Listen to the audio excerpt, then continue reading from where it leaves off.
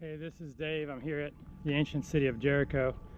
Just want to do a real quick, super fast video explaining how archaeology supports the accounts written in the Bible. So there is a dispute about this site. This is the ancient city. I'm on top of it right now. Obviously it was destroyed in ancient times, a couple times. Just the Mount of Temptations in the background up on here. The traditional site, you know, not the real place where Jesus was tempted. Nobody really knows where that is, but this is a famous place right here you're looking at. Several archaeologists have dug this site, the most famous of which is Kathleen Kenyon in the 1950s, and she concluded that this city was not inhabited at the time of the Israel conquest in the 1400s. You know, a lot of scholars would say the conquest happened, the Battle of Jericho, in 1406 BC. So she said, no, this city was destroyed by the Egyptians in about 1230 to 1250 BC. So there was no one here when the Israelites came.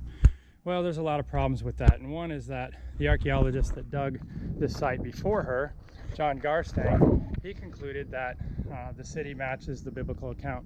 And even Kathleen Kenyon herself had several pieces of evidence that she found that actually really support the biblical account.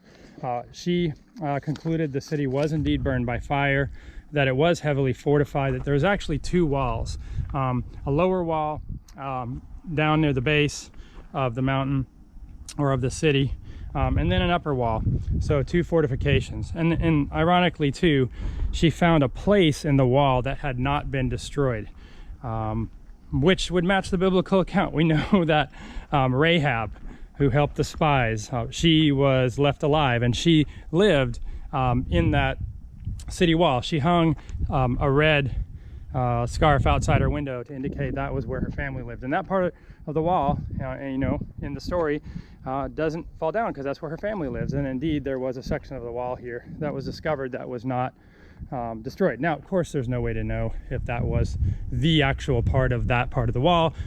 Just saying that the pieces of evidence do support the biblical account.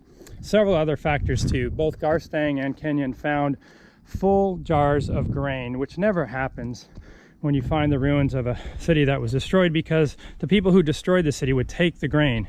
Well, why wouldn't they take the grain? Why would there be full jars of grain? A couple reasons. One, the city was only attacked for 7 days, and in fact it was only attacked on the 7th day, so they wouldn't have used all their food supplies. Plus, God told the Israelites not to take anything that they captured, which would indeed support the biblical account. That's why all the food would be left.